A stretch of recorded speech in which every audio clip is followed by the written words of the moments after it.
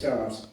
Stand Up to Racism and Love Music, Hate Racism called last weekend and organised in London a march of 10,000 people.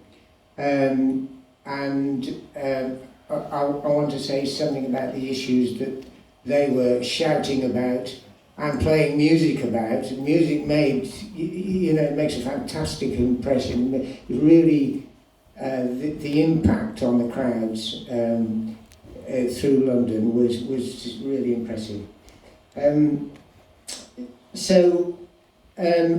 I'll just mention that also Stand Up to Racism gets terrific strength from the trade union, the TUC. They were part of the call for the demonstration last weekend. There were union leaders speaking, as well as Jeremy Corbyn and Diane Abbott. And we think that to fight racism successfully, you need power.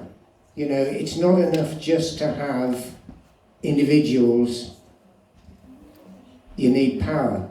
And that comes from organisation. And the most powerful organisation of working people is in the workplaces. And so the TUC and the unions are very important for that. And they give us a kind of strength and stability that is fantastically valuable.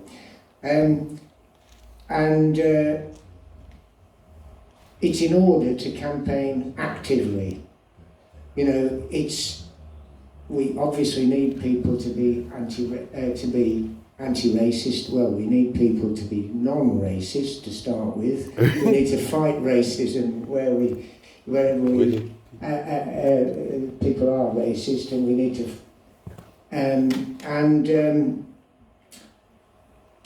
As well as being active, we need to be united against racism. We don't want unity with racists, and we don't want unity with people who are creating racism. But yes, fighting unity, that's what we stand for. Now, I just want to,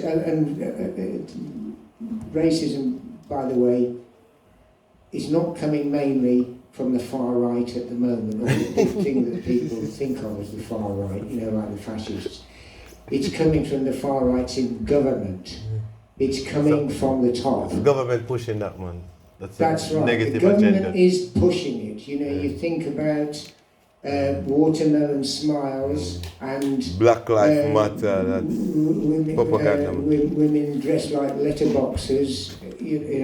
Which Johnson said never apologise. Never apologised for. It's an absolute. They never apologise for anything. Not at all. I just want to quickly mention a few of the issues which I think are really just two issues, actually, three issues, which are very, very important currently, which we need to sort of unite against. First, international wars, obviously, at the moment is a massive issue for all of us, and particularly the Ukraine. Wars generate racism. They always generate, international wars always generate racism. Because leaders need to generate hatred against the supposed enemy. That's why. And you see it happening very quickly. The ridiculous thing about Tchaikovsky music being cancelled in a concert, because he's Russian. Composer was Russian. That kind of stuff. You got it back in the Iraq War about when France refused to take part. Suddenly, French people were made into kind of demons, and they talked about. In America, they talked about freedom fries instead of French fries, renamed for chips. Wars generate racism, and by the way, you know, Ukraine is a divided society. You know, let's not idealise it. We support the Ukrainian resistance, absolutely. Well, I'm speaking with stand up to racism now, but I support anyway, and I expect everybody here to support the Ukrainian resistance. But that doesn't, you don't want to idealise it. Ukraine is a divided society like most societies, and there is racism in Ukraine is a very difficult problem. And they are turning, still, you know, it's been going on since the beginning, the refugees coming out of Ukraine, the black and Asian people among them are being pushed back. You know, they're not being allowed to leave. And it is pure racism. That is the reason. It's absolutely outrageous.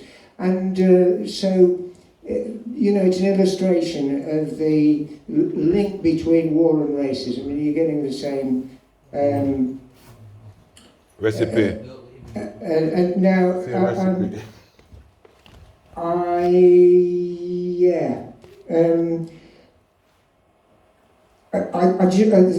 second thing that I think is very important to relate to, and we obviously do relate, police racism. It's a big issue. I mean, that was where Black Lives Matter came from, wasn't it, in America? And it had such a strong echo in the UK that it is wrong even to call it an echo now. It's massive. And, you know, we've often called for the police, the Metropolitan Police, to be disbanded. And, you know, it seemed like an extreme thing initially, but now it doesn't seem like an extreme thing. It is rotten, isn't it? Yeah. You know, when you think of what happened at Child Q, just one example, this child, 15-year-old young woman, you know, girl, schoolgirl, who was stripped naked by male officers in a school. So we're not even just talking about police racism, we're talking about racism amongst the, presumably the hierarchy in the school, the management. Absolutely outrageous, you know, and really they are rotten, you know, because they tolerate it. It's got to be, you know, if it was somebody who did this and was then disciplined and sacked when it was found that they'd done it, then you could say, well, that's an individual and they've dealt with it. We give them but time after time after time, the police are doing things and defending them. You never get. I don't think I ever remember the police apologising for anything. You know, and all the outrages that they've done. I mean, the officer in charge of Jean-Charles de Menezes being killed 15 years ago was made the chief commissioner, wasn't she? And they've done everything they can to promote her because she's so horrible and useless as far as the interests of the people are concerned. So I think we absolutely need to organise against police racism and fight it and demand that their powers be reduced instead of being, and that means fighting the police bill, obviously.